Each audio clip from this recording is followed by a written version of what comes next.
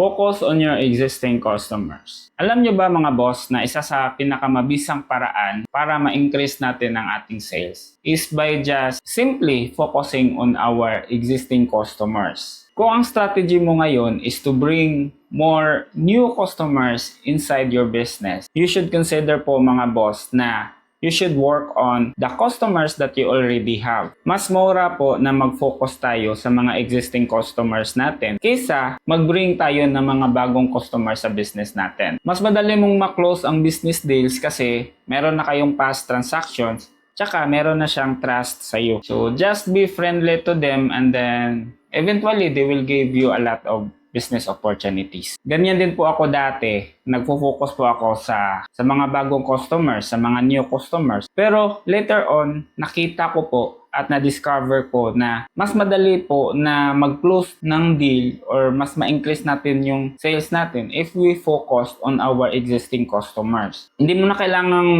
mag-ads, hindi mo na kailangang mag-marketing. Kasi nga, captured market na yung tinatrabaho mo. So, ito po yung dapat mong gawin para uulit at mag-repeat order po yung mga existing customers natin. So, unang-una guys is to ask customer feedback and testimonials. So, pangalawa guys is to know their pain points and you should dig deeper. So, the more na nagtatanong ka po sa mga customers nyo, mas nalalaman nyo po yung mas malalim na rason bakit sila hindi nag-order sa iyo. So, number 3 is to simply listen to your customers. Meron tayong mga customers na meron silang sinasuggest, meron silang tinatanong, meron silang gusto. So, by just listening to them, makikita mo na ang dami palang opportunity dahil sila na po mismo ang magsasabi sa atin. So, number 4 is to adjust and improve your product and services. Okay? After mo yung makuha lahat, dapat kang mag-adjust, dapat mong improve yung product and services mo. And knowing that, I'm sure na o-order ulit yung customers natin.